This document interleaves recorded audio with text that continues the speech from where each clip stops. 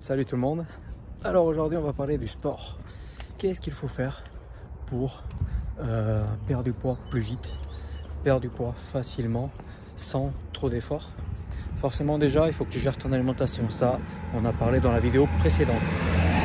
Donc avoir une alimentation saine, pas forcément un régime, mais une alimentation équilibrée. Après, je vais pas te demander d'aller des heures et des heures à la salle de sport parce que peut-être que tu n'aimes pas ça. Donc forcément, si tu veux avoir un physique athlétique, musclé, forcément, il faut que tu ailles à la salle. Par contre, si à la salle ou même à la maison avec des haltères, ça c'est pas un souci.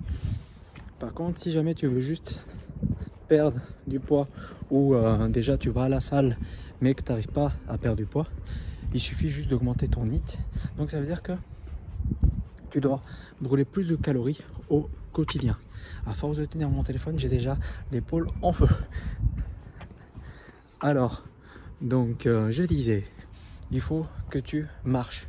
Donc tu augmentes ton NEAT, ça veut dire augmenter la dépense calorique journalière en plus de ce que tu fais déjà au quotidien.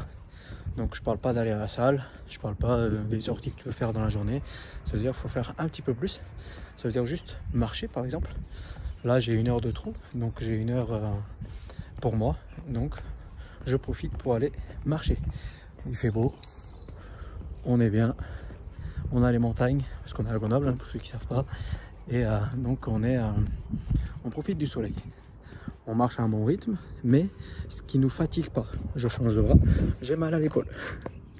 Donc je disais, la marche c'est très bien. Pourquoi? Parce que premier point, ça vous fatigue pas, ça veut dire que vous pouvez marcher des heures et des heures. Forcément au bout d'un moment il ne faut pas abuser, mais en tout cas tu peux marcher bien 1 demi-heure par jour sans que ça te pose souci. Ensuite, deuxième point, c'est que si tu mets de la musique dans les oreilles comme moi, ou un podcast ou autre chose, hein, ou ta formation, il n'y a pas de souci, c'est du temps pour toi, donc tu peux faire ce que tu veux, ou juste te vider la tête en écoutant de la musique. Ça c'est vraiment top. Ça c'est le point positif numéro 2. Donc troisième point positif, c'est que tu perds du poids, donc tu n'es pas fatigué, et c'est magnifique. C'est magnifique. Ça veut dire que t'as rien à faire, juste bordel, marche, prends les escaliers au quotidien, arrête de prendre l'ascenseur, augmente donc ta dépense calorique journalière, arrête de te garer sous ton bureau. Si jamais tu bosses en bureau, va te garer un peu plus loin pour pouvoir marcher un petit peu dans la journée, récupérer les enfants à l'école, allez-y en marchant, arrêtez de prendre la voiture pour 2 minutes. Et tous ces petits détails font la différence. Après c'est sûr, on n'a pas tous une vie où on peut se permettre d'aller chercher les enfants ou qu'on a le temps pour marcher.